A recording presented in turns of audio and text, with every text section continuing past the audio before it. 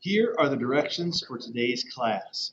So what we're going to investigate today is, does the density of a material change if you have a lot of it or a little of it? For instance, if you had a piece of paper and it has a density, I'm just making this up, piece of paper has a density of 10 grams per milliliter. If I tear it up into individual pieces, does each piece have a different density or the same density? We're going to do that with this gizmo. First thing you should do is make sure you watch Mr. Alexander's announcements today. Go right now, set up your gizmo, change the permission, so you're going to have to make a copy, and put it in the right folder, change the permission, and turn it in before we even start it. Answer the prior knowledge questions, and when everybody's in, we will do the first part of the gizmo together. Just a couple reminders. Lab safety contract is now late, but you can still turn it in.